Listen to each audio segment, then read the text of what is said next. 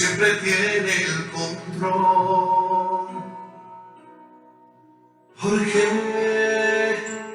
desesperarme? Dios siempre tiene el control. ¿Por qué atemorizarme? Dios siempre tiene el control. ¿Por qué cuestionarle? Y aunque no entienda lo que sucede, vivo tranquilo, yo vivo en paz, porque Dios siempre tiene el control. Soy bendecido, duermo tranquilo, yo vivo en paz, porque Dios siempre tiene el control.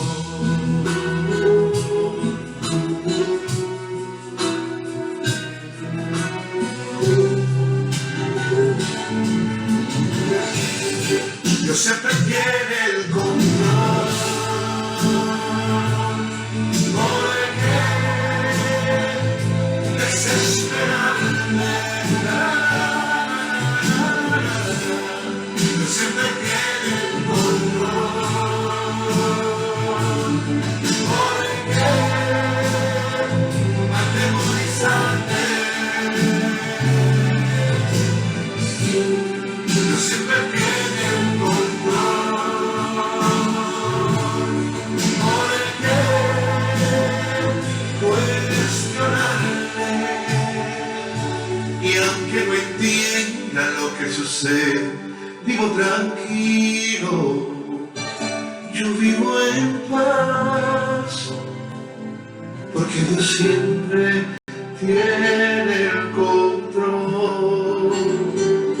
Soy bendecido, duermo tranquilo, yo vivo en paz, porque Dios siempre tiene el control. Dios siempre tiene el control. ¿Por qué desesperarme? Dios siempre tiene el control.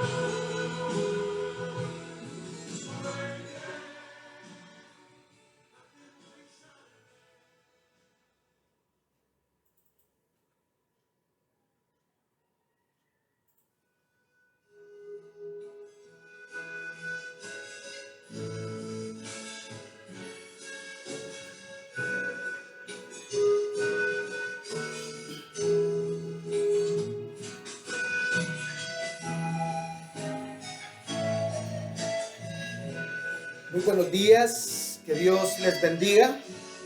Soy el pastor Felipe Pou del Ministerio Apostólico y Profético Jesucristo Salvador. En esta mañana queremos hablar de la Escritura, que aunque dentro de nuestros estudios en el Instituto Bíblico SECAT es un mensaje como una tarea, pero cuando nosotros predicamos la palabra, no podemos enfocarlo como si solamente es una simple tarea. La tarea es para el cumplimiento de nuestros estudios, pero sí requiere de mucha seriedad tomar el mensaje de la palabra de Dios. Así que quiero compartir con ustedes el mensaje que Dios ha puesto en mi corazón poder transmitir a aquellas personas que puedan tener acceso a este video. Quiero por unos momentos, y trataré de resumirlo por el factor tiempo, pero quiero poder, con la ayuda del Espíritu Santo, poder dejar claro lo que es este mensaje de Pablo a Timoteo y de Dios para usted y para mí. Es un mensaje que va direccionado tanto a pastores, predicadores, como a miembros de la iglesia. Este es un mensaje para todas las personas que estamos buscando cada día aprender más y más de nuestro Señor. Quiero que abra usted conmigo las escrituras en la primera carta a Timoteo, del apóstol Pablo a Timoteo, en su capítulo 1. Vamos a darle lectura a los versos 3 y 4.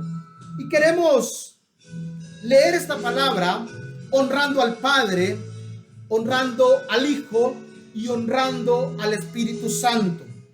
Su letra dice: como te rogué que te quedases en Éfeso cuando fui a Macedonia, para que mandases a algunos que no enseñen diferente doctrina.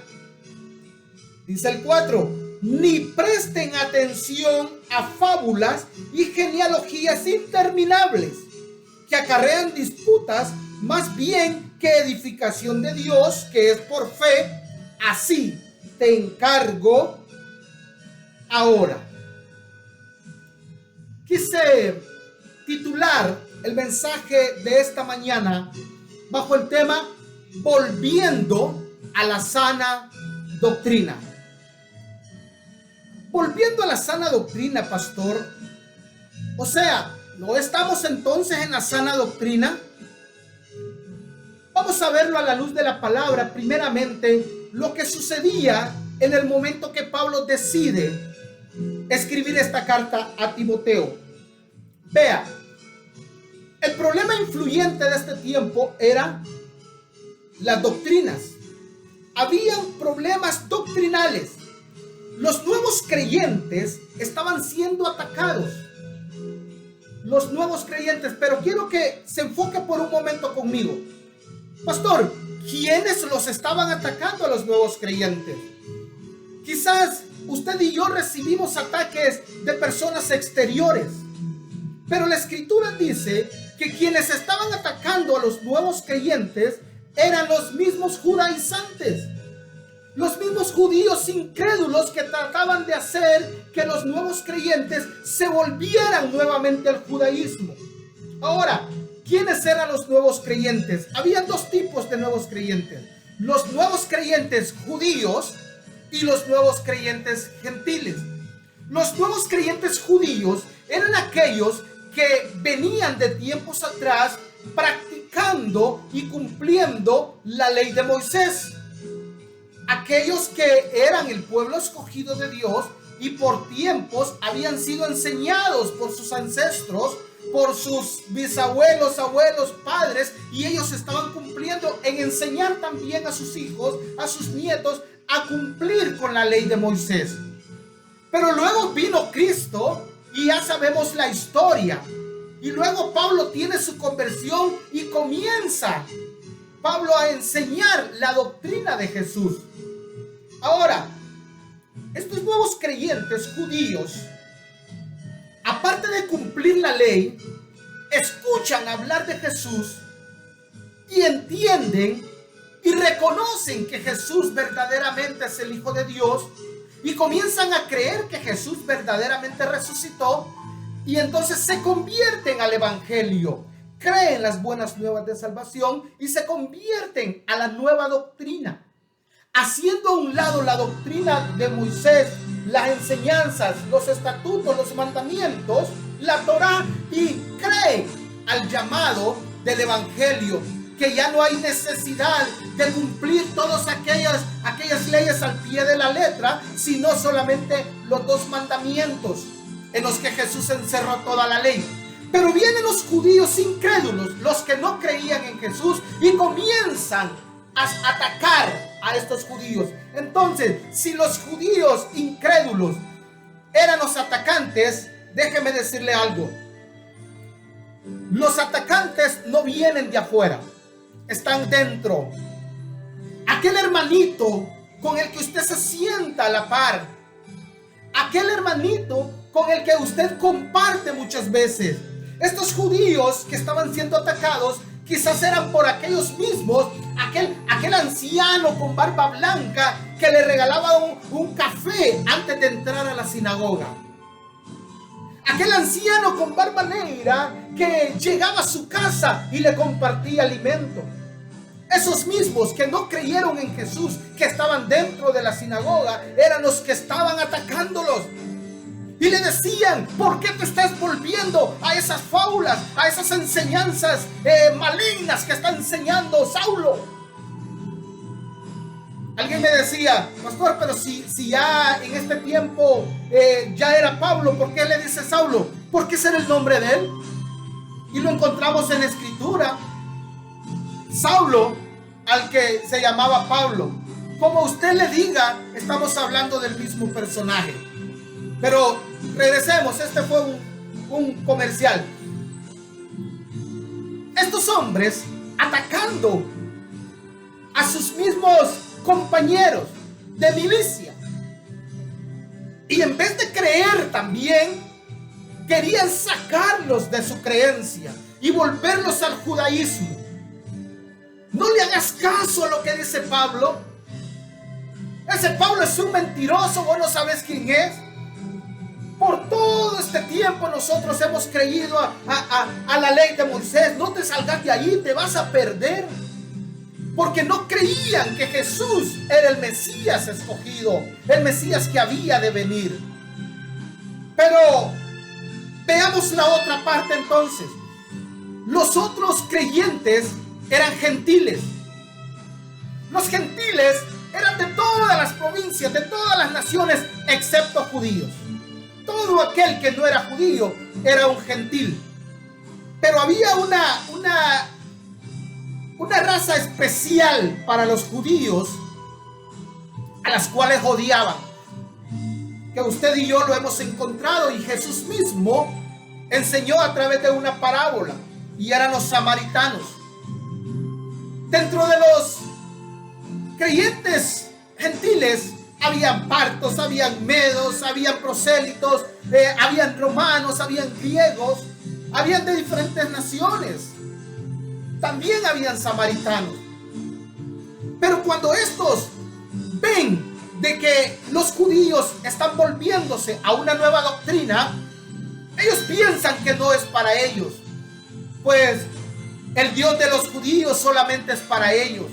El Mesías de los judíos vino solamente para salvarlos a ellos. Pero luego comienzan a escuchar de parte de Pablo que ya no hay judío y no hay gentil, que el evangelio de Jesucristo, que la salvación del Mesías es para todo aquel que cree. Y empiezan muchos gentiles a creer también en el mensaje de salvación que Pablo viene predicando, de la buena nueva de salvación. Empiezan a creer que verdaderamente Jesús puede salvarlos a ellos también. Y Jesús mismo se sentó un día allá a la orilla del pozo de Jacob con la samaritana y comenzó a transmitir, y lo que transmitía, estos samaritanos iban y lo transmitían también a los demás, y muchos comenzaron a creer. Entonces, en este momento, muchos creen en el mensaje que Pablo lleva de Jesucristo. Pero vienen los judaizantes incrédulos, los judíos incrédulos, y no solamente quieren hacer volver a sus compatriotas, no solamente quieren hacer volver a los mismos judíos, sino que también comienzan su ataque maléfico, comienzan sus pensamientos maquiavélicos y comienzan a pensar cómo hacer para sacar también a los gentiles. Vea, los gentiles no sabían nada de la Torá, no sabían nada de la ley, no la cumplían ni nada de eso. Pero a estos incrédulos no les interesaba verdaderamente que dejaran a los judíos de creer nada más en Jesús y que se volvieran al judaísmo. No, también les interesaba que los gentiles no creyeran a Jesucristo. Entonces su problema no era verdaderamente el cumplimiento de la ley. No sé si me está entendiendo. Su problema no era verdaderamente el celo de la ley de Moisés. Su problema era Jesús. Ese era su problema. Porque si hubiera sido la ley, hubieran dejado de lado a los gentiles y se hubieran arrematado solamente contra los mismos judíos que se habían vuelto a Jesús y hubieran tratado de regresarlos, y ojo, lograron hacerlo con muchos de ellos. Pero el problema no era la ley, el problema era Jesús, porque también se fueron en contra de los gentiles y empezaron a decirles: ese Jesús tan solo es un hombre. Vea, el nacimiento del gnosticismo ya había sido mucho tiempo atrás, pero ahí tuvo un resurgimiento por causa de Jesús.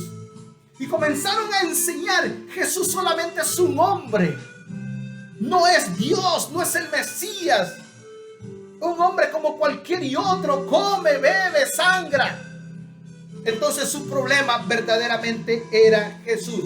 Ahora, quizás usted dirá: pastor, pero solamente en ese tiempo fue. Déjeme decirle que las falsas doctrinas nacieron en el Edén.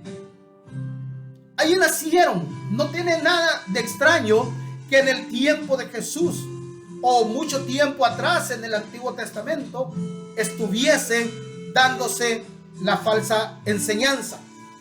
¿Cómo nació en el Edén, pastor? Si usted recuerda y va conmigo a la Escritura y recopilamos y recapitulamos nuevamente lo que sucedió en el Edén, la primer falsa enseñanza, ¿quién la da? Es Satanás. Primero, Dios no hablaba con Eva.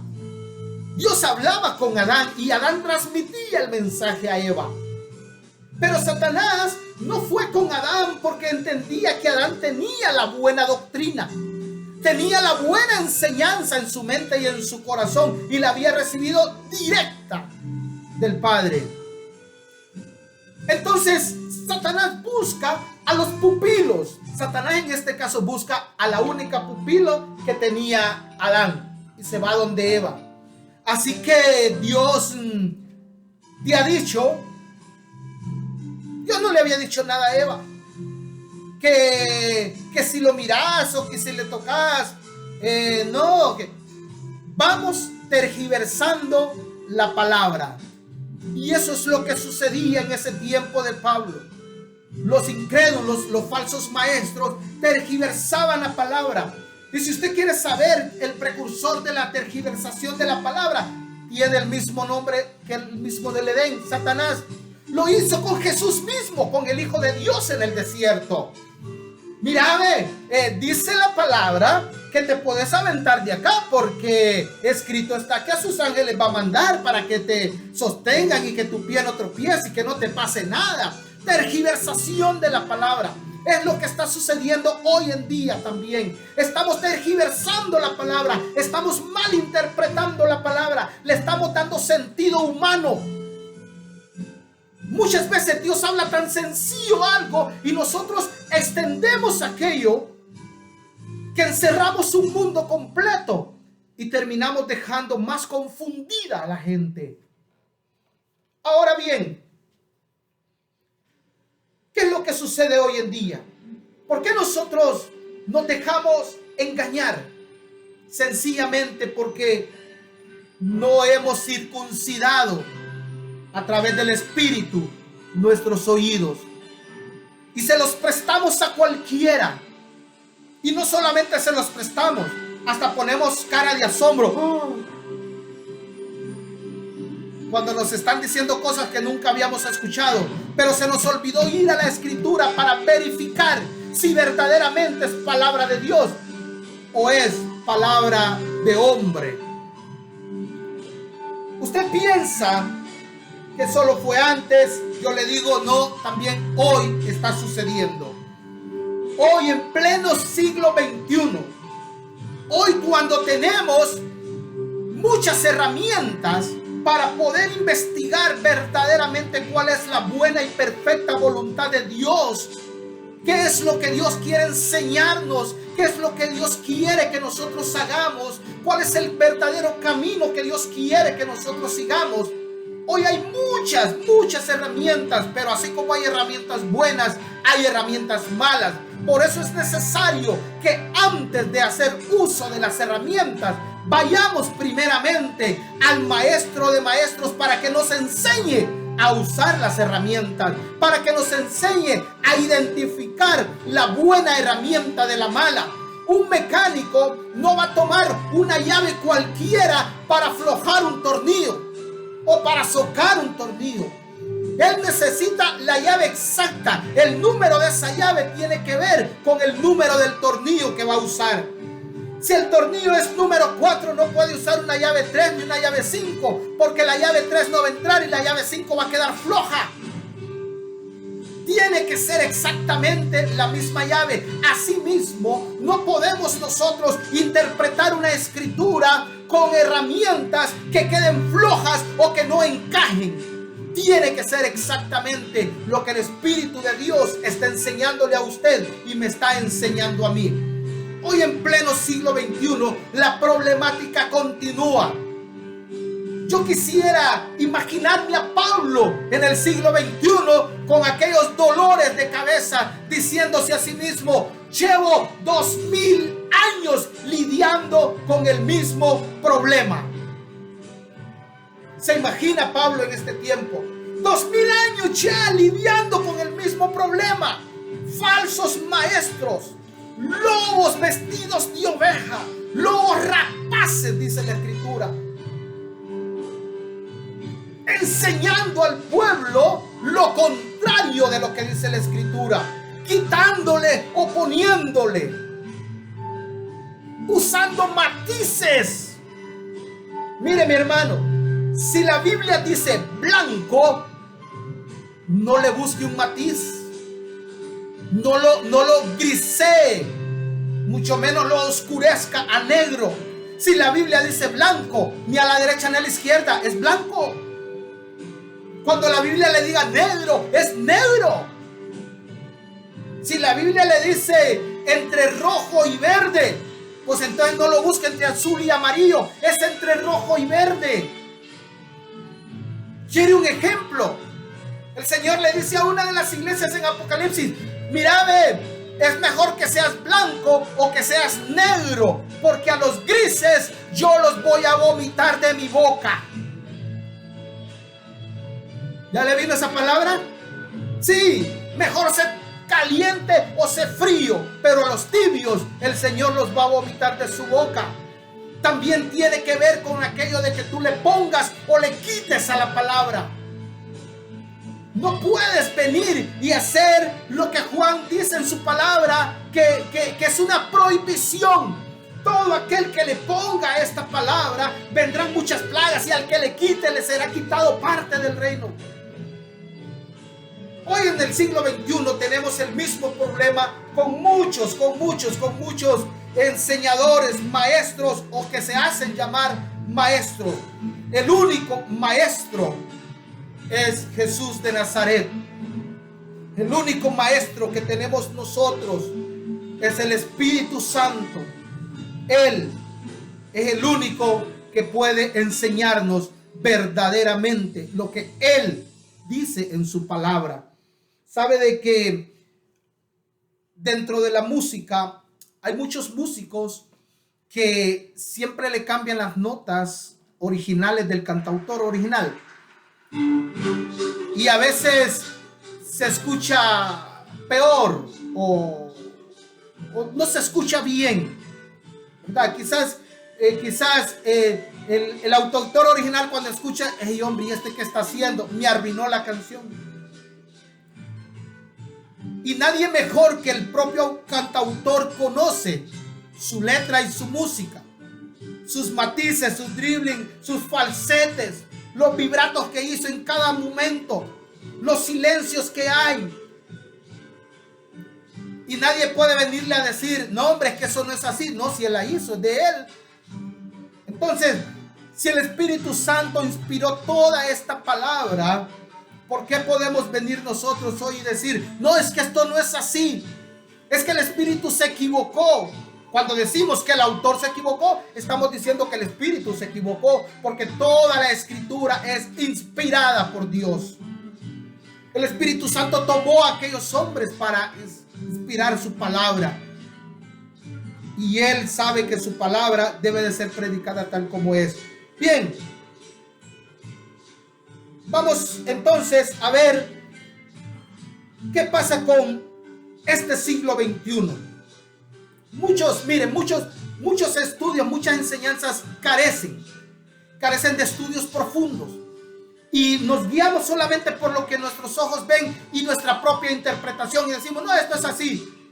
La Escritura dice, nadie sea sabio en su propia opinión. Es necesario profundizar una palabra primero para ver verdaderamente qué es lo que el Espíritu quiso decir a través del autor. Hay muchas cosas que yo quisiera tratar, pero por factor tiempo vamos a tocar nada más como temas principales. Y si en algún momento usted quiere que profundicemos en uno de estos temas, con gusto podemos hacerlo. Usted se puede comunicar con nosotros y con gusto nosotros podemos ayudarle a entender un poco mejor, con la ayuda del Espíritu Santo, estas diferentes facetas que hoy en día se están tergiversando o se están volviendo no solamente doctrinas, sino convirtiéndose en dogmas, convirtiéndose en leyes dentro de la misma iglesia. Vea, trataré de exponer algunos temas que en algún momento dejan fisuras, ¿verdad? En algún momento usted sabe lo que es una fisura, nada más es una rayita, o dejan grietas. Esa fisura tiende a abrirse un poco, pero algo otras dejan profundos abismos. Y eso es lo que viene a convertirse en falsas enseñanzas. Quiero tocar primero, tengo varios temas acá, pero quiero tocar primero, así brevemente, el tema de divorcios y segundas nupcias. En la farándula, eso para ellos es normal.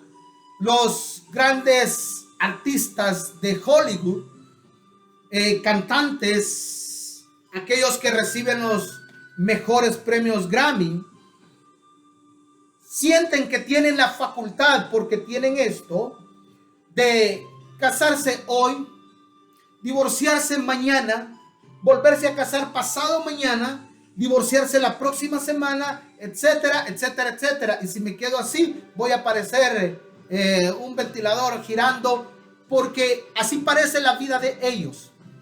Como un ventilador, cada vuelta es un divorcio, la segunda vuelta es un nuevo matrimonio, divorcio, matrimonio, etcétera.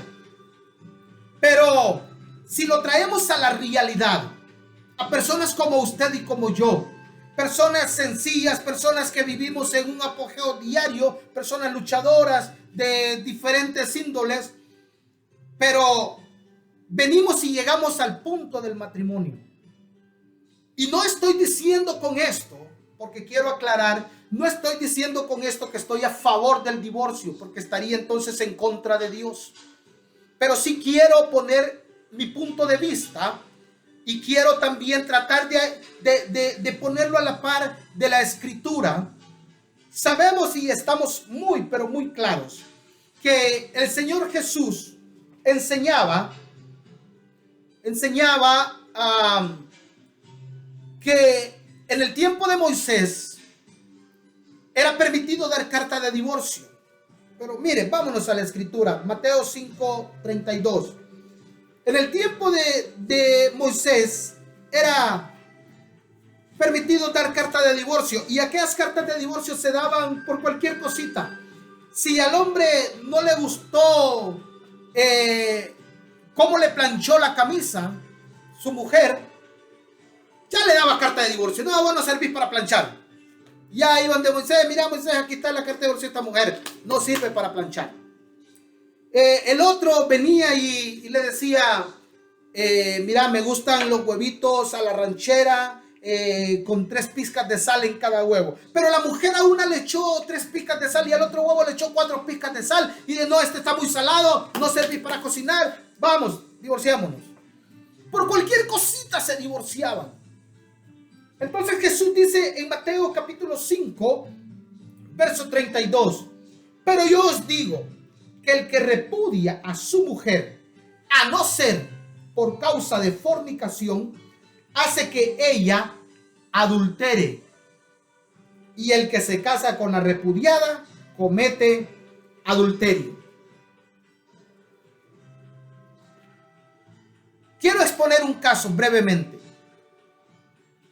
Imaginémonos, usted hombre y usted mujer que me está escuchando.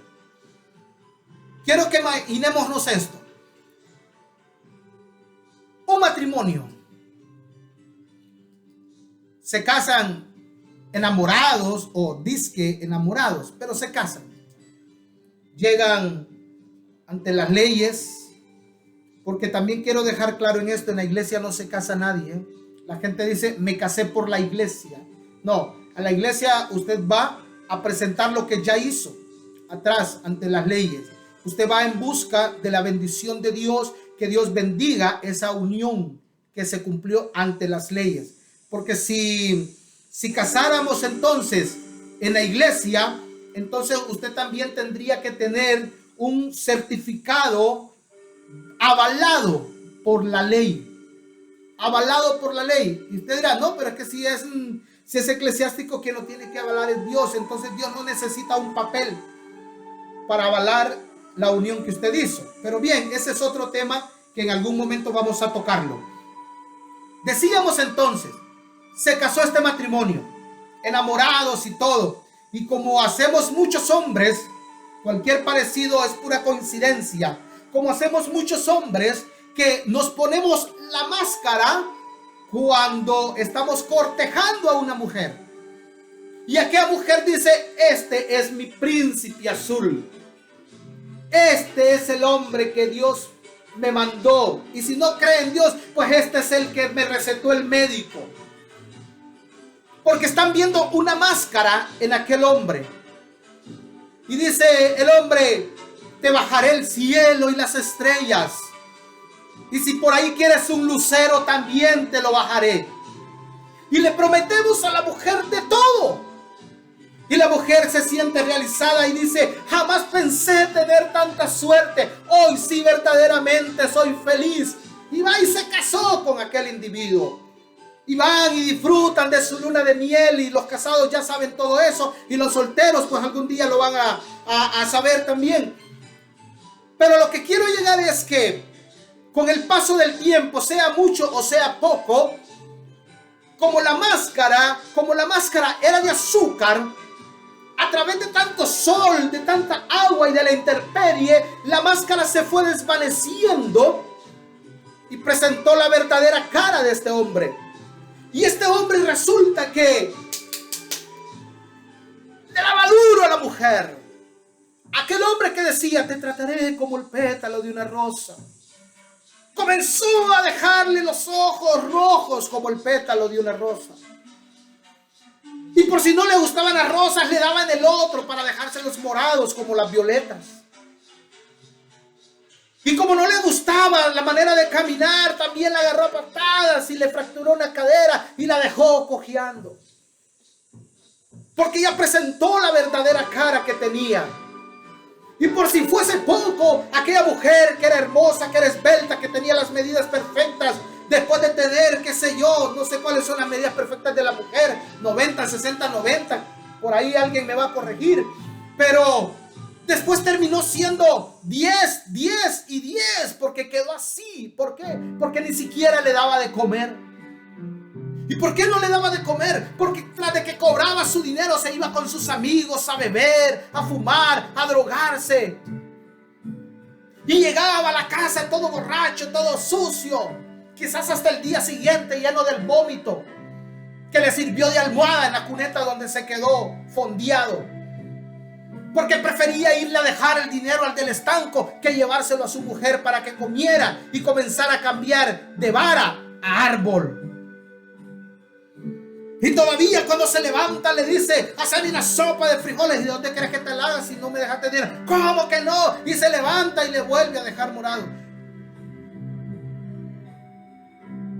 Y por si fuese poco, llegan y le tocan la puerta. Sale la mujer a abrir, sí, disculpen. Y aparece otra mujer afuera, disculpe, aquí vive Panchito. sí, aquí vive. ¿Y usted quién es? No, pues mire, yo soy una de las tantas de él. Ahora yo le pregunto, porque no quiero seguir extendiendo este caso, porque tengo muchos argumentos vivos, comprobados, de la vivencia real que está pasando en este mundo. Pero dejémoslo hasta allí. Y yo le pregunto, usted, mujer, ¿será que está condenada a vivir esta vida infernal porque usted se casó y la Biblia dice que a no ser por causa de fornicación? Ahora usted, pastor, pero llegó una mujer a buscarlo. Ok, dejémosla de lado y dejemos todos los problemas primero latentes. ¿Acaso Dios nos condena a través del matrimonio a vivir una vida infernal en el hogar? Pero ¿y por qué no se fijó con quién se casó? Está bien. Que levante la mano el que se fijó. Todos hemos corrido ciertos riesgos. Más adelante explicaré que hay una diferencia. Pero ¿será entonces que esta mujer, para poderse librar, tendrá que esperar hasta que este hombre la mate? Aquel hombre que todos los días la golpea, aquel hombre que todos los días la ultraja, aquel hombre que ha puesto la autoestima de esta mujer bajo el suelo. ¿Será de que es factible de que esta mujer siga aguantándole? No, pastor, pero se pueden separar. ¿De qué le sirve la separación si este hombre siempre tendrá derecho sobre ella a través de un papel firmado en la alcaldía? Es mi esposa. Y como dicen por ahí, es mi esposa y puedo hacer con ella como yo quiera, como que si es propiedad. Dios le dio esposa, no le dio una mula. No le dio una vaca que la puede tasajear cuando quiera. Y la mujer no es del hombre, sigue siendo de Dios. Pero vea algo importante acá. En aquel tiempo, ¿quiénes daban carta de divorcio? Daban carta de divorcio los hombres a la mujer. Las mujeres no tenían el derecho de darle carta de divorcio al hombre. Porque la ley decía, la ley decía que si esta mujer se rebelaba contra el hombre podía a través de la ley ordenar que la mataran. Porque no había ningún derecho para la mujer. Entonces, cambiemos entonces los papeles. Ahora ya no es el hombre el que llega así, es la mujer. El hombre es un pan de Dios, el hombre es un trabajador, el hombre se mantiene en la iglesia. Pero la mujer es una patera, la mujer es una malcriada, la mujer tiene un chiquero en la casa, la mujer sale y se prostituye, la mujer solo pasa con las amigas, la mujer no tiene vida sexual con su marido, etcétera, etcétera, etcétera. Ahora le pregunto a usted, hombre, si su mujer no tiene relaciones sexuales con usted, si su mujer ni siquiera le cocina, si su mujer no le lava ni le plancha, si su mujer no para en casa, si su mujer por ahí por descuido quedó embarazada, parió y dejó al niño ahí botado y sigue de party todos los días con sus amigas y llega que le mueven la calle, honestamente y con los pies sobre la tierra, dígame usted, ¿Dios lo está condenando a usted a esa vida infernal? Es necesario que usted siga aguantando esa vida porque no se puede divorciar, porque la Biblia dice a no ser por causa de fornicación. Si nos vamos a entender la palabra fornicación, Jesús lo está diciendo en ese momento porque uno de los pecados capitales del pueblo, una de las dos cosas que más sobresalían en pecado del pueblo, aparte de la idolatría, eran las relaciones sexuales. El pueblo se dedicaba tanto, pero tanto tiempo. ¿Sabe por qué? Porque no había televisión, porque no había internet, porque no había medios de recreación. Entonces la única recreación que tenían era el sexo. Pero llegaba un momento que les aburría tanto su pareja y sus ojos se desviaban y veían aquella diversidad de posibilidades sexuales. Y no les importaba ir y cometer adulterio si estaban casados o vivir en vida de fornicaciones. La fornicación no solamente tiene que ver con el acto sexual. La fornicación no solamente tiene que ver con que dos personas se unan en una relación sexual. Eso va mucho más allá. Y muchas veces nosotros fornicamos a diario. Y si tomáramos el concepto real de la palabra fornicación en la Escritura, entonces todos somos culpables. Todos somos culpables. Y lo que nos hace justos es la gracia de nuestro Señor Jesucristo en la cruz del Calvario. Entonces yo le digo esto, porque yo estoy en contra de que se estreche tanto el espacio de una separación o de un divorcio de una pareja que viva situaciones como las que hemos expuesto anteriormente. Porque a paz nos ha llamado Dios. Y si usted ve que no tiene una vida verdaderamente y que ya buscó al Señor, porque Pablo dice, mira, si consientes vivir con este que no es creyente, no te separes, porque quién sabe si por tu testimonio este venga. Y así se lo dice al hombre como se lo dice a la mujer. Aunque veamos el enfoque en la Escritura que se lo está diciendo al hombre o que se lo está diciendo a la mujer, es para ambos. Si tu mujer consiente en vivir con tu marido, aunque este no sea creyente, quién sabe si por tu testimonio él venga. Y tu hombre, si consientes en vivir con esa mujer que no es creyente, quién sabe si por tu testimonio ella también venga a los pies de Jesús.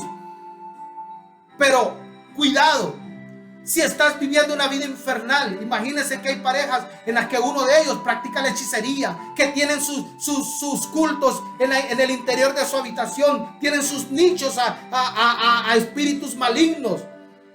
Imagínense la pareja que no sabía y de repente se encuentra con este panorama. Será obligado a vivir una vida atada a Satanás, le diría yo prácticamente. Porque todos los que nos unimos al pecado nos casamos con Satanás. Mire,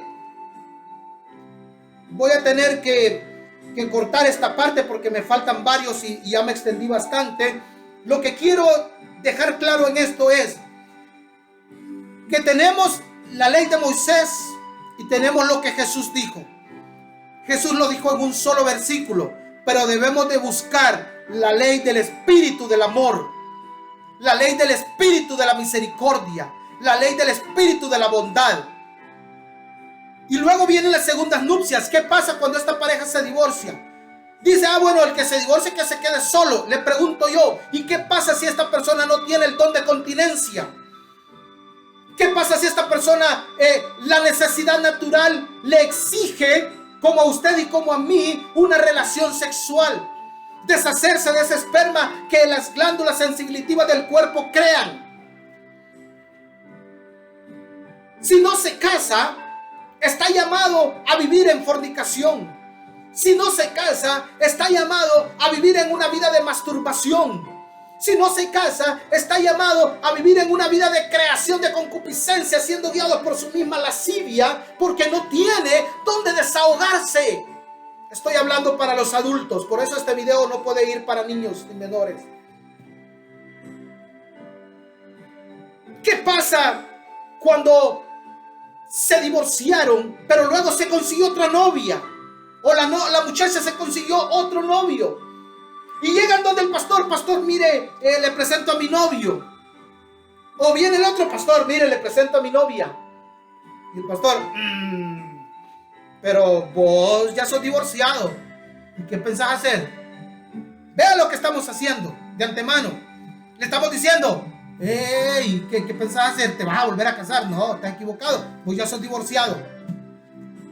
Desde ahí nos ponemos la casaca de jueces. Cuando la Escritura dice a los adúlteros y los fornicarios, los juzgará Dios. Oiga, los juzgará Dios. Dice que ningún adúltero, ningún fornicario podrá entrar. pero a ellos quien los juzgará es Dios. ¿Por qué? Porque existe una diversificación de casos en el mundo que no podríamos contarlos, no podríamos enumerarlos, no podríamos exponer tanto caso diferente a un divorcio y segunda nupcia. Entonces, pastor, fíjese que yo soy divorciado, pero aquí le pregunto a mi novia y queremos casarnos. No, yo no te puedo casar porque vos ya sos divorciado, así que tenés que quedarte solo. Y el pobre hombre o la pobre mujer que no tienen don de continencia, que necesitan relaciones sexuales, los empujamos a vivir una vida de fornicación en el mundo, y cuando Cristo venga los va a encontrar en una vida de fornicación, en una vida de desorden, porque el pastor no les permitió ordenarse delante de Dios, y esta pareja entonces tendrá que quedarse a sufrir las impertinencias del anticristo, a vivir la gran tribulación. Y si son cortos de espíritu, si no tienen fuerza de voluntad, entonces vendrá el sello y lo va a sellar y se perderán sus almas, sencillamente porque yo o usted decidimos no ordenarlos. Yo prefiero que Dios me juzgue a mí por buscar que esta pareja se ordene, a que me juzgue por no haberlos querido casar y se quedaron. Yo cumplo, Señor, perdóname, yo no sé el caso, tú lo sabes, pero yo no puedo decir no al orden. Ay, pastor, pero eso no es orden, porque si ellos ya fueron divorciados, usted no está practicando el orden. Ese no fue mi problema, ni conozco la vida anterior de ellos. Es más, ni me interesa el ayer. Me interesa el hoy y para dónde voy mañana. Es mi posición. No podemos conocer si una persona tiene don de continencia. Y si la tiene, entonces no va a buscar pareja. Yo me divorcié, me puedo contener, me voy a quedar solo. Dice la mujer, yo me divorcié, pero la Biblia dice que me quede sola, me voy a quedar sola, no necesito sexo, y se queda sola sirviendo al Señor. Y bien hace. Si se casa, aunque esta palabra, muchos por ahí dicen, no, pero esa palabra Pablo se la está diciendo a los solteros, se la está diciendo general, mi hermano. Si te casas, bien haces. Te quedas solo o sola, bien haces. Con tal que si te quedas solo o sola o te cases, que sea para el Señor. Porque hay muchos que se han quedado solos, pero tienen una vida desordenada en el mundo. Entonces no tiene nada que ver que se hayan quedado solos y que tengan el don de continencia, pero viven una vida desordenada en drogas, en alcohol, etcétera, etcétera. Hay otros que se han casado bien bonitos en la alcaldía, bien bonitos, se han presentado delante del ministro en la iglesia con un smoking de $5,000 y un vestido de $20,000 y bien hermosos. Lindos, una pareja ideal, todo el mundo soñaba con un matrimonio así. Su cortejo eran los príncipes de Inglaterra y las reinas de España. Pero ya en su vida diaria viven una vida de pecado. ¿De qué sirve? No sirve lo que tú aparentes, no sirve lo que tú hagas en ese momento, sirve lo que tú hagas en toda tu vida, todos los días, y lo que va a servir es que vivas una vida íntegra delante de Dios. Así que si quieres ordenarte delante de Dios, hazlo. Eres divorciado, eres divorciada y te quieres volver a casar, pero lo quieres hacer en el orden para servir al Señor, hazlo. Yo no voy a estar de acuerdo con aquellos de la farándula que se casan, se divorcian, se casan, se divorcian, pero sí voy a estar de acuerdo con aquel que fue divorciado y se quiere volver a casar en el orden y para servir al Señor. Los dos, que ya no son dos sino uno, como una sola carne. ¿Cómo yo podría negar eso? Si Cristo estuviera aquí, pregunto, ¿lo negaría Cristo? Pablo dijo que él tenía el don de continencia, pero que no sabía los demás. Así que si no lo tienes, cásate. Cásate. Y si te puedo dar un consejo directo, es mejor que Dios te juzgue por haberte vuelto a casar a que te vivas, que te quedes solo o que te quedes en una vida de pareja en fornicación. De cualquiera de las dos formas Dios te va a juzgar. Si te quedas en una vida de fornicación porque no te volvieron a casar o te volviste a casar después de un divorcio, De cualquiera de las dos formas, Dios será quien te juzgue, pero es Dios quien conoce tu caso, es Dios quien conoce tu corazón. No es el hombre quien tiene que decir sí o no, es Dios, porque de nada sirve que el hombre haga o no haga, si la última palabra siempre la va a tener el Señor. Entonces yo prefiero en lo personal hacerlo a no hacerlo y que después me encuentre con que Dios sí podía permitirlo por el caso. Por el caso. Esto no es una prédica para dejar apertura. No, aquel hombre dijo que sí podía y a mí ya no me gusta cómo me limpian los zapatos. Me divorcio. No, yo no estoy diciendo eso. Estoy diciendo que cada caso debe de ser totalmente estudiado a la luz de la palabra y ver si Dios nos está llamando a la guerra o nos está llamando a la paz. Y si no se puede conciliar, ¿qué hace un juzgado de paz cuando no puede conciliar? Traslada ese caso a autoridades mayores. Si tú no puedes conciliar con tu pareja, si la iglesia no puede conciliar tu matrimonio, y si ves que verdaderamente nada puede conciliarlo, porque estás viviendo una vida infernal, sal de esa vida infernal. Si tú llegaras al infierno y te presentarán una oportunidad tan solo para salir, yo creo que saldrías. Esto solamente sería como la introducción a este tema. Para tocar este tema necesitamos muchas horas porque hay muchos puntos que tocar para no dejar lagunas ni para malinterpretar lo que aquí se está diciendo. Quiero que veamos el siguiente caso. Mira, la cena del Señor. Hay un problema grande en las iglesias hoy en día que estamos viviendo desde hace mucho tiempo, y es que este domingo vamos a celebrar la cena del Señor. Por ahí le dicen la Santa Cena. Bueno, yo no lo he encontrado en la palabra la Santa Cena, no sé si verdaderamente está, no lo he encontrado, pero ¿por qué le decimos la Santa Cena? Porque estaba participando el Señor, pero si el Señor todo lo santificó, entonces el santo almuerzo, el santo desayuno, ¿verdad? Pero la Escritura me lo dice a mí como la cena del Señor, vamos a llamarlo de esa manera. La cena del Señor. Hermanos, vamos a celebrar la cena del Señor, pero cuando pasa el diácono a que usted tome el pan, no, usted no. ¿Por qué yo no? No, porque usted vive en unión libre, no está casado, no está casada, usted no puede participar, y me llevo el pan para otro lado, y cuando otra vez el freno, y no, usted no, porque usted todavía no está bautizado. Voy para otro lado. ¿Sí o no? ¿Lo practica usted en su iglesia, sí o no? ¿O ha llegado usted a un lugar en una iglesia donde se lo han negado por este tipo de situaciones, sí o no? Y hay otro todavía más absurdo, usted no, ¿por qué? Porque desde hace 2 semanas no lo miro en la iglesia, a saber si han andado pecando en el mundo. Usted no. Somos jueces,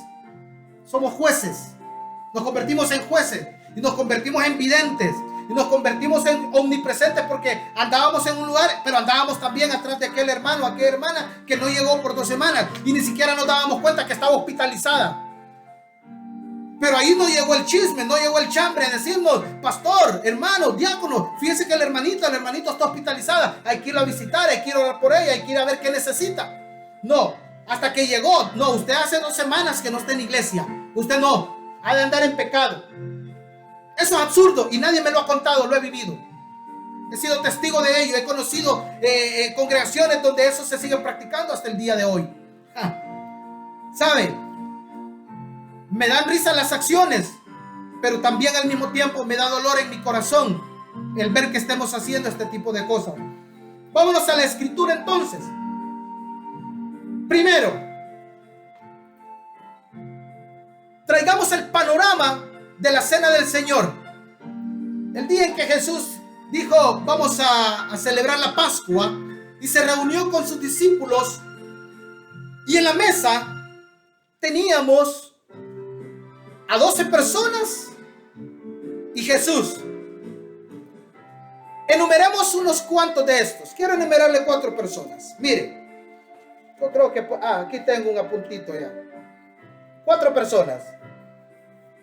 Quiero que leamos Lucas 9. Lucas capítulo 9, versos 54 al 57. al 56. Vamos a ver. Mira lo que dice el 54. Viendo esto sus discípulos, Jacobo y Juan, ¿bien? Jacobo y Juan dijeron, Señor, mira esa S de Señor, mayúscula, entonces se está refiriendo a Jesús. Señor, le preguntan, ¿quieres que mandemos que descienda fuego del cielo como hizo Elías y los consuma? ¿De quiénes estaban hablando Jacobo y Juan? ¿Y con qué están comparando el descenso del fuego? Vea, cuando Elías ora, porque no fue Elías quien hizo descender fuego, sino quien descendió el fuego del cielo fue Dios. Elías simplemente oró, simplemente lo pidió, pero lo pidió para consumir un sacrificio y que aquella gente entendiera de que Dios, Jehová de los ejércitos, era y ha de ser por los siglos de los siglos el único Dios verdadero, y que todos los Baales son dioses falsos, todos aquellos son dioses falsos, todos los ídolos no son dioses a los que aquella gente clamó todo el día, y que hasta el día de hoy mucha gente sigue clamando a dioses falsos, a ídolos, postrándose delante de estatuas, de artífices hechas de oro, de plata, de madera, de bronce, de yeso y hasta de paja. Elías lo que quería era transmitir un mensaje positivo en que la gente no le creyera a los falsos profetas y que la gente sí creyera que había un Dios que podía hacer descender fuego del cielo. Lo que aquellos 400 profetas no pudieron hacer, Dios sí pudo hacerlo. Él es Dios verdadero. Pero Jacobo y Juan confunden. Acuérdese que todavía no había venido sobre ellos el Espíritu Santo. No tenían su mente abierta, no entendían todavía verdaderamente, estaban siendo discipulados todavía. Así usted y yo hemos cometido muchos errores mientras estamos siendo discipulados, mientras no hemos estudiado a profundidad la Escritura. Y dicen, ¿quieres que pidamos fuego del cielo? Y le digo una cosa, si lo hubieran pedido, desciende fuego del cielo. ¿Sabe por qué? No por ellos, sino porque los rodeaba el poder de Jesús y ellos eran partícipes de ese poder. Si tú estás cerca del Maestro, tú tienes ese poder. Si tienes al Espíritu Santo y mantienes una relación íntegra con Él, tú tienes ese poder. Pero si pides fuego del cielo, que sea espiritual para consumir demonios, no literal para consumir personas. Jesús se molesta con ellos y les dice, bueno, ¿y ustedes de qué espíritu son? Si yo no vine aquí a matar a la gente, yo vine aquí a darles vida. ¿Cómo yo voy a decirte, sí, Juan, pedí fuego del cielo que los consuma porque no me recibieron? Estoy hablando de los samaritanos. Vea las discrepancias, el odio que se tenía entre judíos y gentiles. Pedimos fuego del cielo que los consuma. La salvación solo es para nosotros los judíos. Mi hermano, ¿a qué voy entonces con esto? Había un corazón homicida en Jacobo y Juan. Regresemos a Jacobo y Juan al aposento donde estaban participando de la Pascua. Vámonos con Pedro, un hombre que era soberbio, un hombre que era altivo, un hombre que era impulsivo, un hombre que era, como decimos por ahí, de mecha corta. Por ahí hasta me identifico. Un hombre que no solamente tenía en su mente, sino en su corazón también, actuar y proceder de manera violenta en cualquiera. Y lo vemos a pocas horas después de estar participando en la cena del Señor, donde toma su espada y sin pensarlo dos veces, sin sentir dolor en su corazón ni en su hígado, creyendo él que estaba haciendo lo correcto, mire, le voló la oreja. Y ojo con esto. Quiero decir esto, no lo dice la Biblia. Quiero decirlo yo según yo lo creo. A Pedro lo que le falló fue la puntería. A Pedro lo que le falló fue el pulso, porque en realidad él no quería ensartarle la espada en la oreja, quería ensartársela en la cabeza. ¿Sabe por qué? ¿Sabe por qué?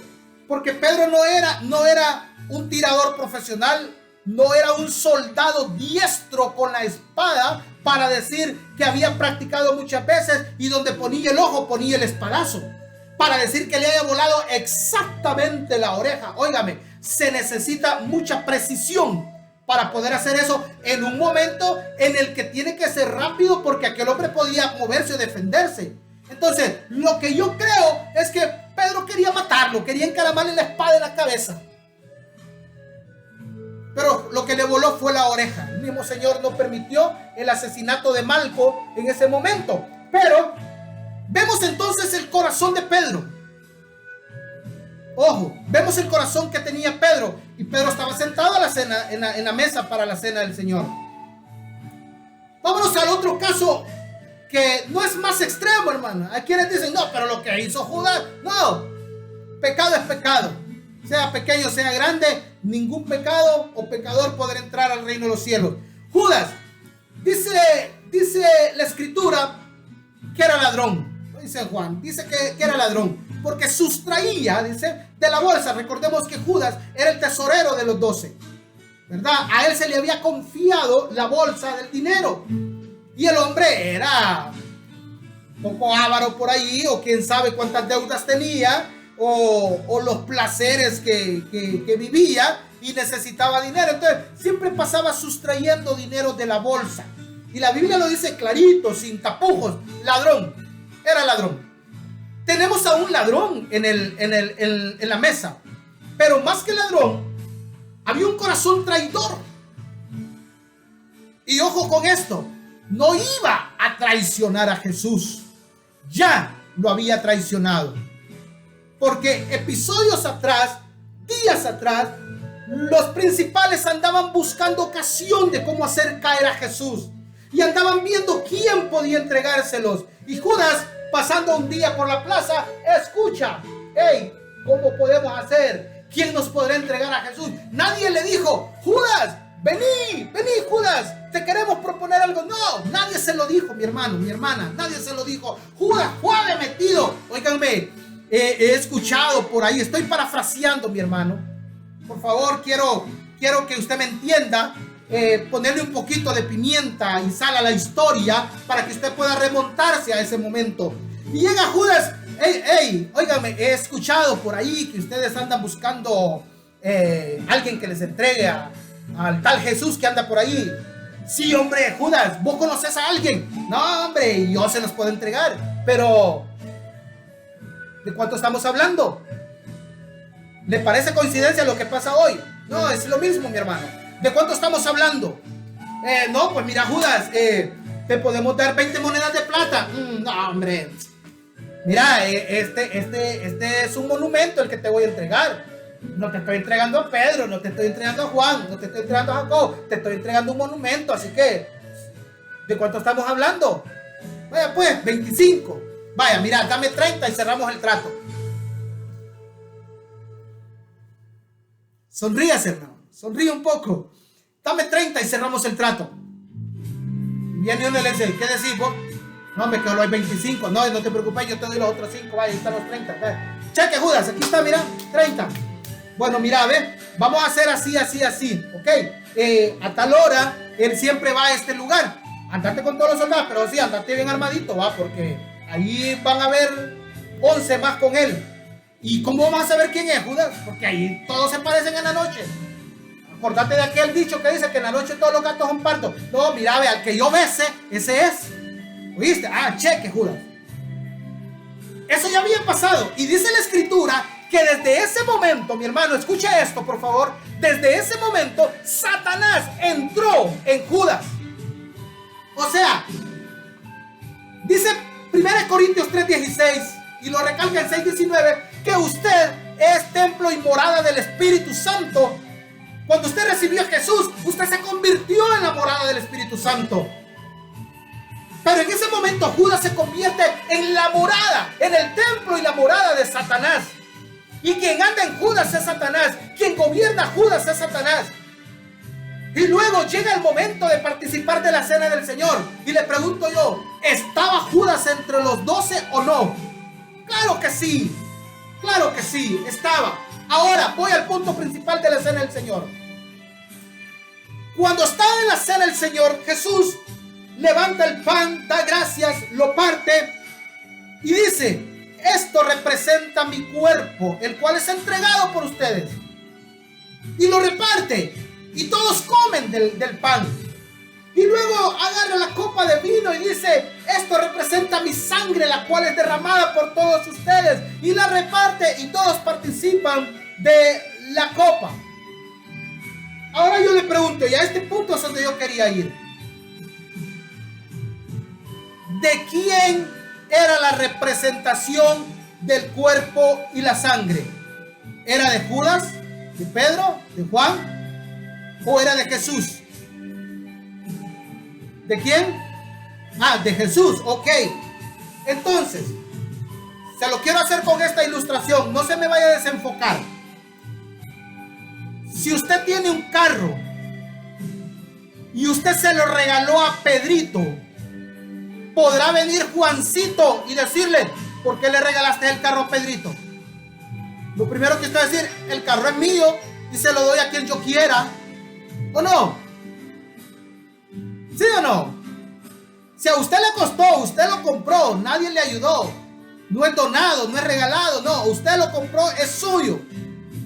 Usted se lo puede regalar a quien usted quiera y nadie le puede venir a reclamar lo que hizo por lo que es suyo. Volvamos entonces a la cena. Jesús da su cuerpo y su sangre propia, no la de terceros, propia. Y Él la da a quien Él quiere. ¿Sabía Jesús del corazón homicida de Juan?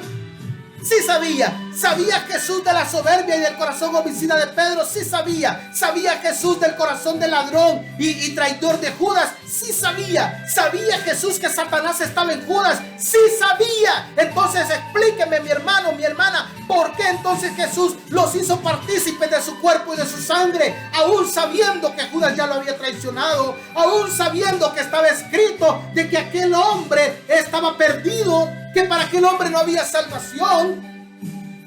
Dígame entonces. Y ya ese es otro tema de si había o no había salvación para Judas, porque la escritura dice que si se hubiera arrepentido, pues posiblemente el hombre, pero el hombre fue y se suicidó. Y ese es otro tema, que el suicidio no tiene perdón. Pero volvamos al tema principal. Si Jesús sabía, entonces, ¿por qué les participó de su cuerpo y de su sangre? Ahora traigámoslo al siglo XXI. Cuando usted y yo vamos a celebrar en nuestras iglesias la cena del Señor y representamos el cuerpo y la sangre del Maestro en un pedazo de pan, de galleta, o no sé cómo lo hace usted, y en un poco de vino, de uva, o de fresco tropical de uva, que represente el vino en una copita. Cuerpo y sangre de Jesús. ¿De quién es ese cuerpo y esa sangre? ¿Suya, mía o de Jesús? Si es de Jesús y Jesús no se lo negó, ¿quién es usted? ¿Quién soy yo para negarlo? Es que usted ya tiene 2 semanas de no venir. ¿Quién soy yo para negárselo? Es que usted, mire, no está bautizado. ¿Quién soy yo para negar lo que Jesús ya dio?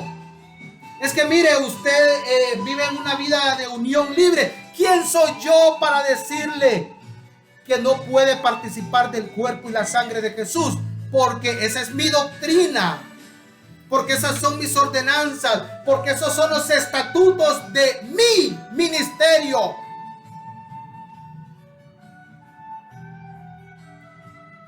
No es mi doctrina la que enseña la Biblia, es la doctrina de Jesús. No es mi ministerio, viene del cielo y le pertenece al Rey. No es mi sangre ni mi cuerpo, es la sangre y la carne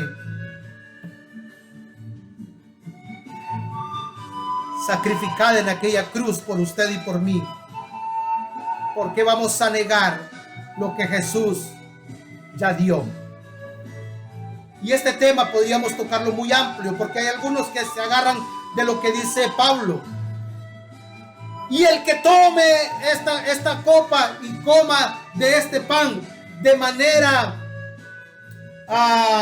vámonos a las escrituras, porque quiero explicar esto antes de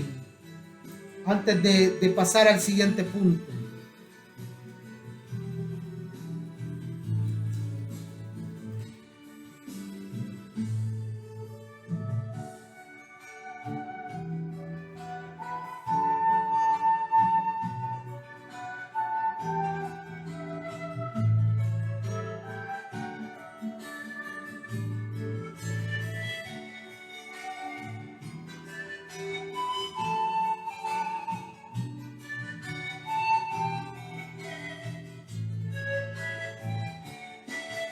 Indigna. Mire, el tomar la Santa Cena de manera indigna, quería buscar la palabra correcta y exacta. No se trata como lo hemos venido interpretando, es decir, sos indigno porque estás en pecado. ¿Acaso Cristo no nos ha hecho dignos en la cruz? Cuando Pablo habla indigno, hay que estudiar el contexto de la escritura de lo que pasaba en Corintio. Y es que había gente rica y gente pobre. Y los ricos daban para celebrar la Pascua, celebrar la Cena del Señor. Y ahí había de todo tipo de comida, corderos a saciarse. Grandes jarrones de vino y todo eso. Pero el problema se daba en que el que había dado mucho iba ya listo y se encontraba por el camino otro. ¿Por dónde vas? No, allá a participar de la Cena del Señor. Venite, vamos pues. Y se iban otros y llegaban y comían y bebían y no esperaban a los demás. Por eso Pablo les dice: ¿acaso no tienen casa ustedes de donde comer? Porque no esperan a los demás. Porque la idea de esto es estar unánimes, es estar en armonía en un momento para recordar el sacrificio de Cristo en la cruz. Y la problemática se daba entonces de que habían muchos que participaban de la cena y ni siquiera sabían quién era Jesús. Entonces Pablo dice: indignamente es tomar la cena del Señor sin creer que Jesús es el Hijo de Dios, sin ni siquiera conocerlo, sin haber tenido un encuentro con Él, sin estarle sirviendo, sin vivir para Él, etcétera, etcétera, etcétera. Con solo que usted no sepa ni siquiera quién es Jesús y tome del cuerpo y de la sangre, está tomando juicio para sí. Pero hay personas que por X o Y motivos no se han bautizado, pero han estado en una iglesia en armonía, y aún cuando el pastor necesita un mandado, bien que lo manda. ¿Por qué no le dice: no te puedo mandar a comprarme una Raptor porque vos no sos bautizado? ¿Por qué para mandadero si lo ocupa? Esto suena un poco fuerte, mi hermano, perdónenme, pero es la verdad. Lo que a Cristo le interesa es que el hombre y la mujer sepan quién es Él, crean en Él, lo busquen y esperen en Él para los cambios radicales en la persona. Pero ¿quién conoce el corazón del hombre sino Dios? Ni usted ni yo conocemos lo que aquel hombre quizás en la intimidad de su habitación llora. No conocemos a profundidad sus problemas, sino que hemos aprendido a juzgar por lo que nuestros ojos ven, y ni siquiera nos interesamos en conocer la verdadera historia de la gente. Así que, ¿quién soy yo para negarle el cuerpo y la sangre de Jesús a una persona que quiera tomarlo? Lógicamente, mi responsabilidad es hacerle conciencia de lo que está haciendo. Pero si me dice que cree en Jesús, yo no se lo niego. Que me juzgue Dios a mí, pero que no me juzgue por haberle negado la oportunidad de que una persona pueda, quizás a través de simbólicamente en ese momento, creer que lo que está haciendo es tomando la sangre de Jesús y comiendo de su carne y alcanzar sanidad, quizás no solo física, sino también espiritual. Quizás por aquel acto el Espíritu Santo lo tome y esa persona pueda recapacitar y sus ojos sean abiertos y su corazón sea sano y pueda reconocer que verdaderamente Jesús fue quien derramó esa sangre y que interrumpió en la cruz del Calvario a través de las rasgaduras de su cuerpo por amor a Él. Yo no soy quien para evitarlo. Quiero proseguir porque veo de que sí, el tiempo ha avanzado y estos otros puntos los voy a tocar más superficiales. El bautismo tiene mucho que ver con la Santa Cena. Pastor, me quiero bautizar. Bueno, necesitas primero tener un estudio de 6 meses. Luego te vamos a hacer un examen profundo de 250 preguntas para ver si entendiste el discipulado. Y ojo, cada examen se pasa con 99. Si sacas 98 estás aplazado, así que tenés que volver a recibir el discipulado, repetir la clase y volver a hacer examen. Y así tenemos a aquella gente por mucho tiempo. Luego vienen otros casos por ahí que yo quiero preguntar. Y quiero que usted ponga mucha atención a estas preguntas. ¿Para qué es el bautismo? ¿Qué simboliza el que yo me bautice? ¿Me hace salvo el bautismo? ¿Cuáles son los requisitos bíblicos? No le estoy hablando de los requisitos internos, de los estatutos de la iglesia. No le estoy hablando de los requisitos que usted y yo hacemos. Le estoy hablando de cuáles son los requisitos bíblicos para bautizarme. ¿Ordena la Biblia que deben cambiarse los requisitos establecidos en ella? Pregúntese, investigue, me cuenta, ayúdeme, porque si lo ordena yo quiero saberlo. ¿Ordena la Biblia que deben cambiarse los requisitos establecidos en ella misma? Siguiente, ¿me condenará Dios si me bautizo sin recibir las charlas? La repito, ¿me condenará Dios si me bautizo sin recibir las charlas? Y quiero que le preste mucha atención. No, esta la voy a dejar por último, porque con esta quiero confrontarle. Siguiente, ¿qué pasó con el eunuco? ¿Qué pasó con el ladrón en la cruz? ¿Qué pasó con los cientos de miles que se bautizaban a la orilla del Jordán con Juan? ¿Qué pasó con el mandato de la Gran Comisión en Mateo 28? Cuando enseña primeramente a bautizar y después enseñar. ¿Qué pasó con Cornelio y toda su casa? Y así como estos hay muchos temas. Ahora la pregunta final. ¿Quién ordenó el discipulado como requisito?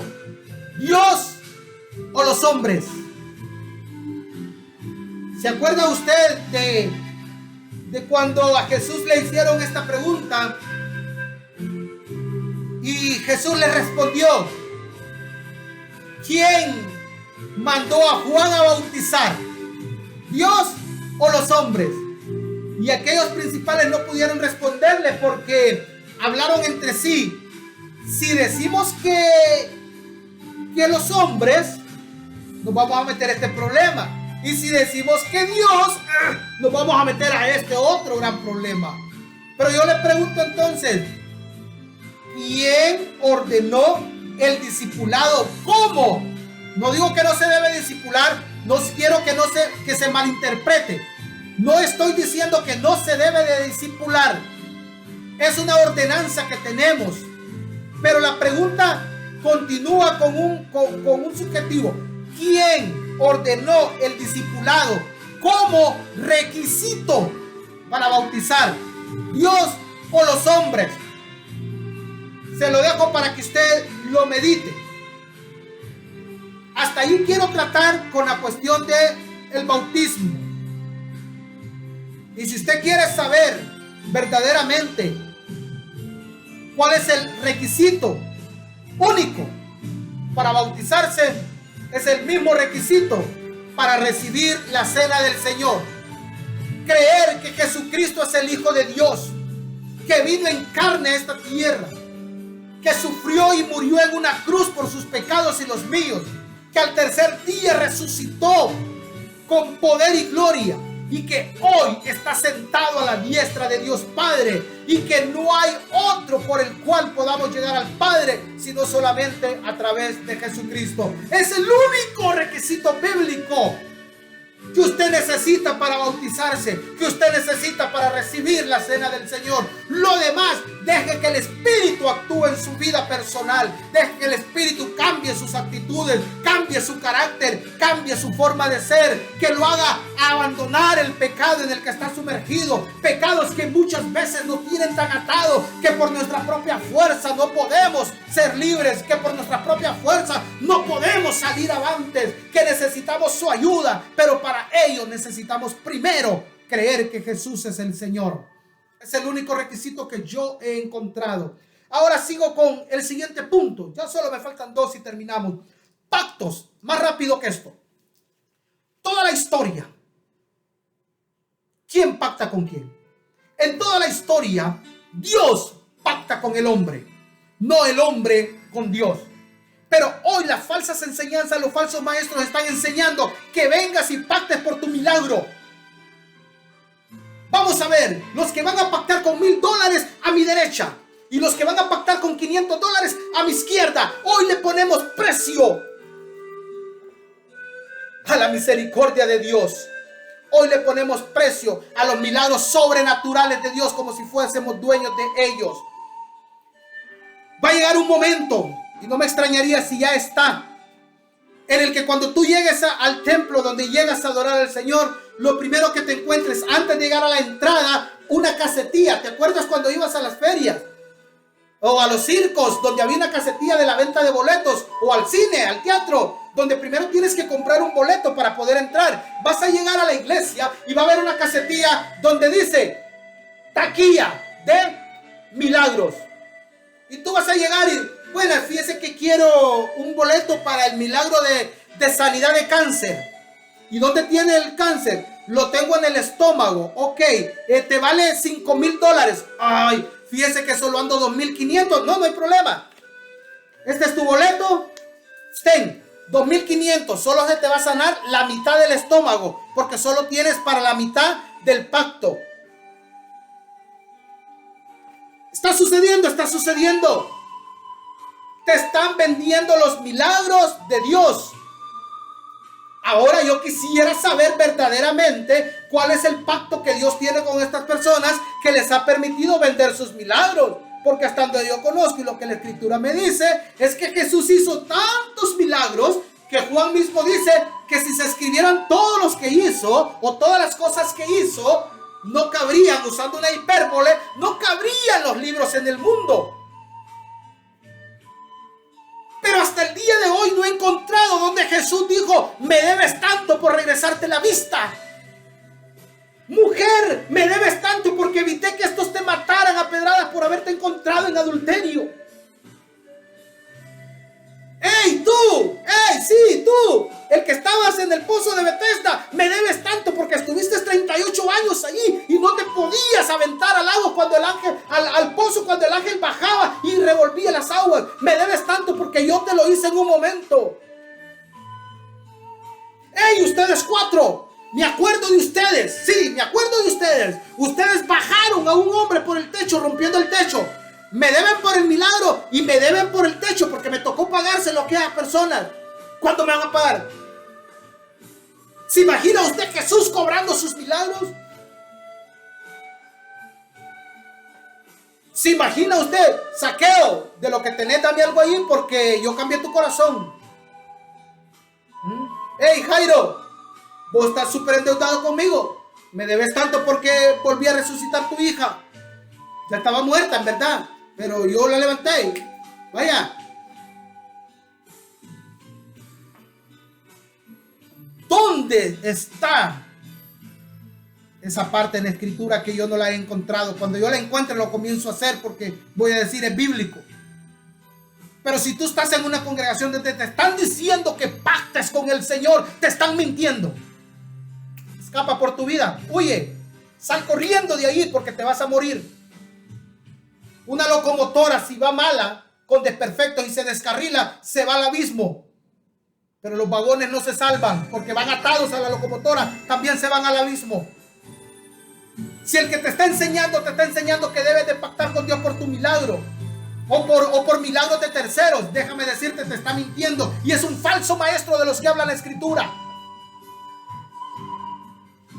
Ojo, pon atención a lo que dice la palabra.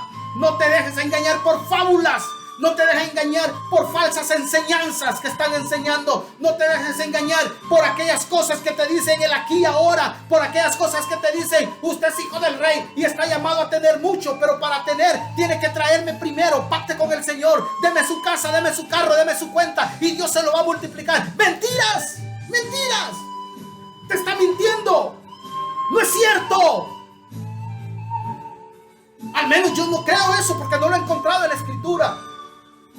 No es cierto. Paso al último.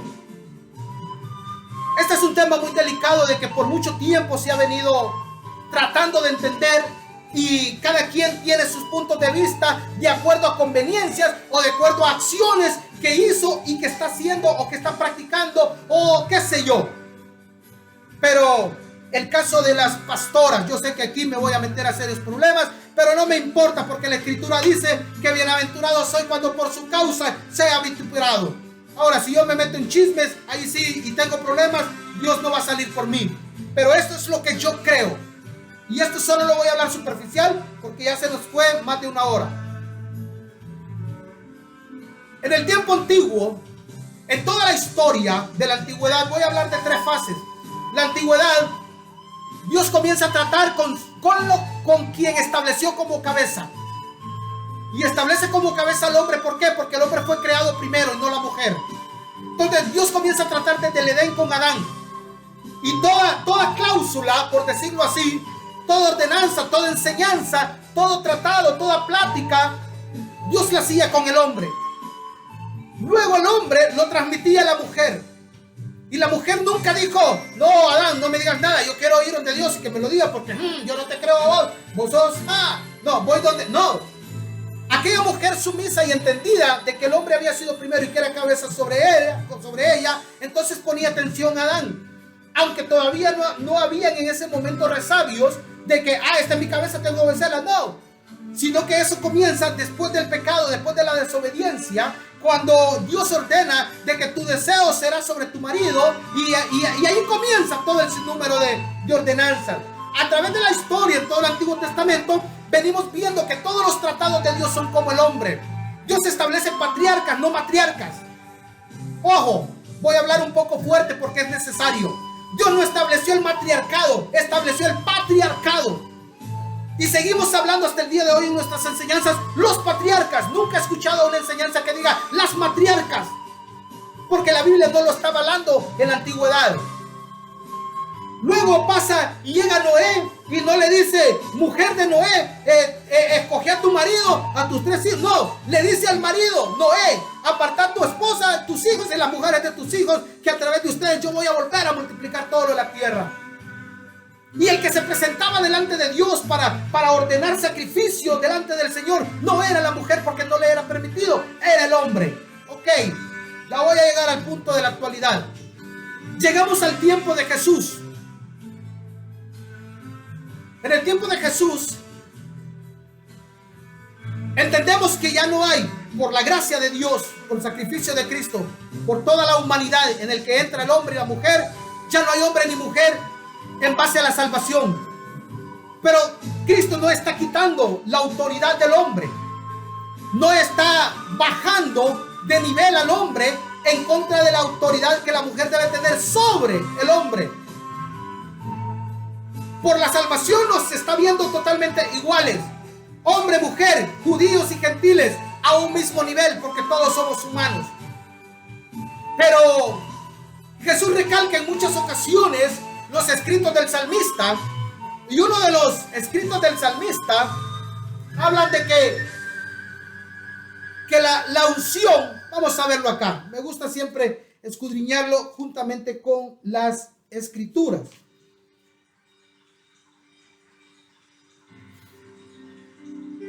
Mirad cuán bueno y cuán delicioso es habitar los hermanos juntos en armonía. es como el buen óleo sobre la cabeza, el cual desciende sobre la barba de Aarón, y baja hasta el borde de sus vestiduras. Desciende sobre la cabeza. ¿Por qué el salmista tendría que diferenciar cabeza de lo demás del resto del cuerpo? Entonces vámonos a lo que dice Jesús también, de que la escritura, o que así como Cristo es cabeza de la iglesia, el hombre es cabeza de la mujer y Dios cabeza de Cristo. ¿Qué pasa hoy entonces? Que vamos en contra de lo que dice la escritura. Volvamos a lo que le está diciendo Pablo a Timoteo. Sana doctrina. Enseña la doctrina de Jesús. ¿Ok? Enseña la doctrina de Jesús. Por ahí dicen, no, pero es que hay mujeres que sí ejercen en la escritura. Yo quisiera que me lo mostrara. No, que Débora, no, Débora fue una sacerdotisa, Débora fue una jueza, Débora estaba sentada allá en un montecito y los que necesitaban un consejo iban donde ella y se lo pedían y ella con sabiduría de Dios se los daba. Llegó un momento en que el pueblo tenía que ir a la guerra. Solo permítanme, necesito conectar esto. ¿Ok? Llegó un momento en que Débora le decía a Barak, hey, anda a la guerra. Y Barak, no, mira, es que si vas conmigo, bueno, yo voy a ir, pero por haber dudado de Dios, ya la batalla no va a ser por vos, sino por una mujer. Hay quienes dicen que fue por Débora y verdaderamente no fue por Débora. Tenemos otra mujer allá que fue que le dio leche caliente al rey, lo mató y a través de eso vino la victoria del pueblo. Pero ese no es el tema. El tema es que Débora no está ejerciendo un matriarcado ahí, no está ejerciendo de cabeza. Segundo, mujeres que hablaban, que enseñaban, pero no lo hacían en asambleas. No se era permitido que lo enseñaran en asambleas de hombres. María, la hermana de Moisés, salió danzando con el pandero y lo hizo en grupo de mujeres. Las hijas de Felipe, profetizaban en el grupo de mujeres, no a los hombres. Y yo sé que ese es un tema bien amplio respecto a la enseñanza que da Pablo y que da Pedro de lo que no se le permite a la mujer. Ahora, lo que yo creo que no se le permite a la mujer y que veo a la luz de la palabra es el matriarcado. Y el matriarcado ya tiene que ver con autoridad sobre el hombre. Y cuando la mujer viene y toma la potestad del pastorado, entonces está aboliendo lo que Dios establece de dejar al hombre como cabeza, o de quitarle la autoridad de Cristo siendo cabeza de la iglesia. Si Cristo establece al hombre como cabeza, entonces ¿por qué el hombre va a establecer a la mujer como cabeza? Lo que está haciendo ahí es lo que hizo Esaú: vender su primogenitura. Es lo que hizo Saúl a Jacob. En este caso, Saúl sería el hombre y Jacob sería la mujer. El hombre viene y le vende su derecho legal. Y su derecho legal es ser cabeza. Y ojo, no es machismo, es Biblia. Quizás si Dios a mí me hubiese hecho mujer, estuviera de acuerdo o estuviera revelándome. Pero si me revelo, me revelaría bajo mis propios argumentos, no bajo los argumentos de la escritura. Ahora, vámonos más adelante de Jesús. Casi todo el Nuevo Testamento, en su mayoría, está enfocado en las enseñanzas de Pablo. ¿Por qué en ninguna de las epístolas, en ninguna de las cartas, encontramos a Pablo estableciendo? Él era un apóstol, ¿ok? Viajaba por todos lados, llegaba, fundaba iglesias, dejaba a alguien, se iba y luego se dedicaba a supervisarlas, a ayudarles en sus problemas, consejos, etc. Pero ¿por qué en ninguna parte encontramos a Pablo estableciendo en una iglesia a una pastora? ¿Por qué no encontramos en ninguna parte? Alguien me dijo, no, pero mira, esta Lidia, que la iglesia, no, ojo, Lidia comienza reuniones en su casa como hoy en día nosotros lo mantenemos como grupos de crecimiento. Pero cuando esa iglesia se fortalece y llega a ser, no es Lidia la pastora. Pablo establece a este, al otro, al otro y al otro en cada lugar para que queden. Y a veces no los dejaba directamente como pastor, quedaban como líderes. En el caso tenemos a Timoteo, es el pequeño pastor, pero Timoteo empieza como un líder en la iglesia, joven. Entonces no encontramos esta parte. Ahora, yo quiero que examinemos por un momento lo que dice el verso 29, si no me equivoco, del capítulo 28 de Mateo, donde Jesús establece que hagamos todas las cosas. Leámoslo. Me gusta siempre hacerlo con la escritura, para que no se diga, ese hombre está inventando. No, yo quiero leer exactamente lo que dice el verso. Dice: por tanto, id y haced discípulos a todas las naciones, bautizándolos. Ese es el 19. El 20 dice: enseñándoles que guarden, ojo, todas las cosas que os he mandado. Vea lo que dice la escritura. Quiero que vayan por todos lados, ¿verdad? Quiero leerlo completo desde el 18 hasta el 20 para que usted me lo entienda mejor. Y Jesús se acercó y les habló diciendo: toda potestad me es dada en el cielo y en la tierra. Por tanto, una ordenanza: id y hacer discípulos a todas las naciones, bautizándolos en el nombre del Padre, del Hijo y del Espíritu Santo, enseñándoles que guarden todas las cosas que os he mandado. Y aquí yo estaré con vosotros todos los días hasta el fin del mundo, enseñándoles todas las cosas que os he mandado.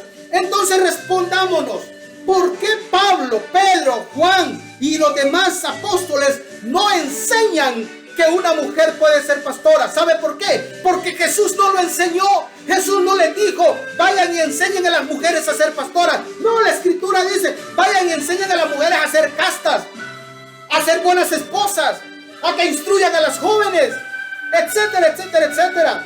Pero Jesús no enseñó que fueran pastoras. Por esa razón, ninguno de los apóstoles enseña que la mujer sea pastora. Entonces, volvemos al presente, volvemos al siglo XXI. ¿Qué pasa entonces con nuestros líderes, con nuestros pastores, con nuestros apóstoles, que estamos enseñando que una mujer debe ser pastora? Alguien dijo: sí, pero la esposa del pastor es pastora. Por ahí yo pregunté, si un hombre entra a estudiar a la facultad de medicina y llega el día en que se gradúa de médico y comienza a trabajar en el hospital y le dicen: doctor Urrutia, muy buenos días. Ah, buenos días, paciente, le presento a mi esposa. ¿Será que ese paciente le va a decir: doctora, mucho gusto? ¿Cómo le dijo el doctor? No le dijo: le presento a la doctora. No, le dijo: le presento a mi esposa. Entonces, la esposa del pastor no es otra cosa más que la esposa del pastor. No es pastora. No es pastora. Es la esposa del pastor. Ajá, pastor. ¿Y qué pasa si una mujer estudia Biblia y se gradúa y estudia para pastorado? Si estudia Biblia, quiero que me ponga atención a esto. Si esta mujer estudia Biblia y el Espíritu Santo está con ella, el Espíritu Santo le va a enseñar que ella no está siendo llamada para pastora. Y no quiero decir que hay que ponerle bozal al buey que tría. La mujer tiene tanta, pero tanta capacidad que Dios no se equivocó en hacerla ayuda idónea del hombre. Ojo, esa es otra palabra clave. Nunca puso a la mujer por autoridad del hombre. La puso como ayuda idónea. Con esto quiero decir entonces que no niego que la mujer es de mucha ayuda cuando el hombre recibe un llamado, no de otro hombre, sino un llamado de Dios, el cual es irrevocable. Dios llama al vínculo familiar para su servicio. No solamente está llamando al hombre, pero debe de entender que el llamado es para el hombre, como fue en el Edén, y el hombre comunicar a su mujer la buena voluntad de Dios en el ministerio. No puede la mujer tomar la autoridad que no se le ha dado. no de parte del hombre, sino de parte de Dios. Estos son temas que mire el tiempo y solo están tocados superficiales. Quisiéramos en algún momento poder ahondar estos temas a profundidad, hasta excavar, hasta donde más nos permite el Espíritu mostrarnos a través de su palabra, porque no podemos ir más allá de lo inentendible. Quiero cerrar con esto. El mayor pecado del pueblo de Israel no era la idolatría. Desde el Edén, Adán y Eva, y todo el transcurso de la historia del pueblo de Dios, no era la idolatría, no era las relaciones sexuales ilícitas como el adulterio, la fornicación, el fetichismo, la zoofilia, etcétera, etcétera. No era eso. El mayor pecado de la antigüedad como de hoy es la desobediencia. Ese es el mayor pecado. La desobediencia, ese es el precursor, el botoncito que hace estallar la bomba atómica. Ven, la bomba atómica por sí sola no es mala. Es más malo el interruptor, porque ese es el que detona la bomba. La desobediencia es el interruptor que detona el pecado y la muerte en la vida del ser humano.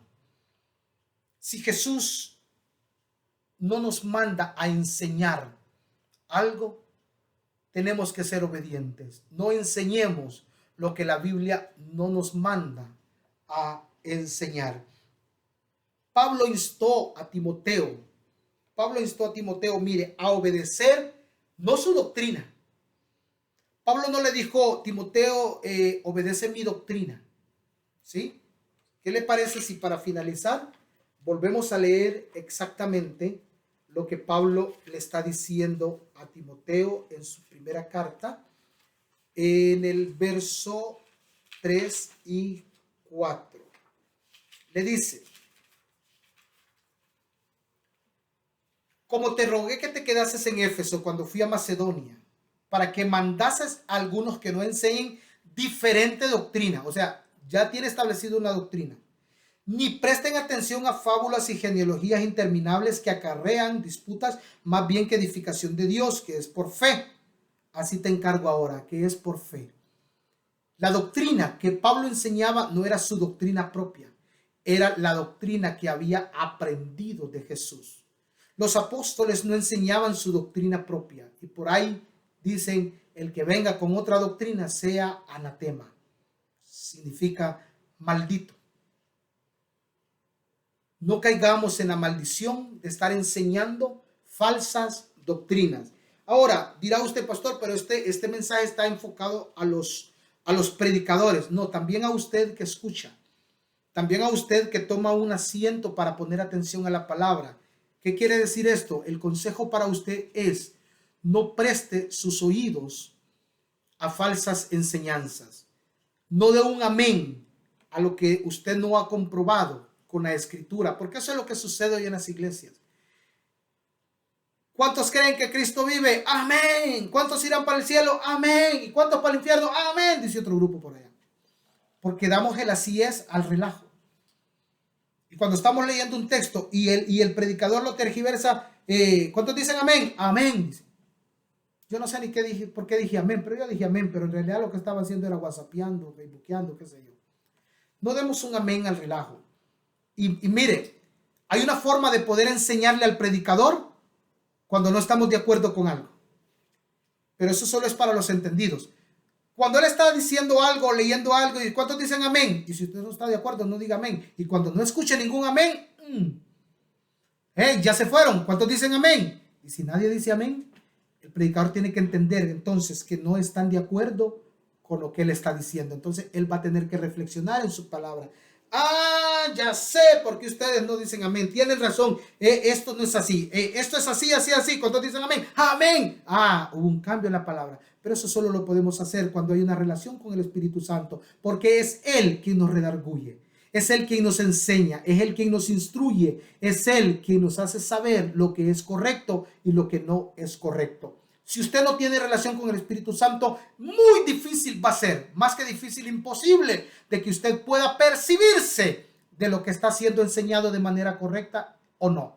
Así que yo le insto en esta mañana en que usted pueda tener una vida sosegada en Dios, que pueda buscar de Dios, que pueda estrechar esa relación, esa intimidad con el Espíritu de Dios, que pueda pedirle espíritu de discernimiento, que pueda pedirle un espíritu de sabiduría, que pueda aumentar su conocimiento a través de la Escritura, y por sobre todo que pueda aprender a probar los espíritus, porque de esa manera usted entenderá qué espíritu es el que le está predicando. ¿Se acuerda lo que le dijo Jesús a Juan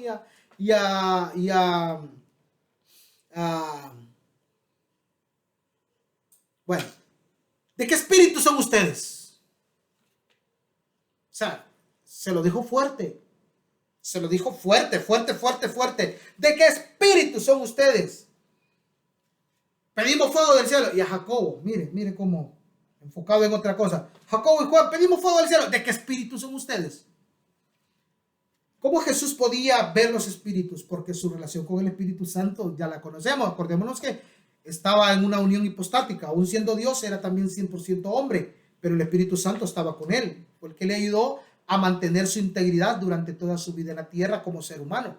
Entonces, cuando nosotros tenemos ese espíritu de poder discernir los demás espíritus, de poder probar los demás espíritus, entonces vamos a entender cuando estos predicadores están siendo del espíritu similar o en unión, en armonía con el Espíritu Santo, y cuando están completamente distantes del Espíritu Santo de Dios.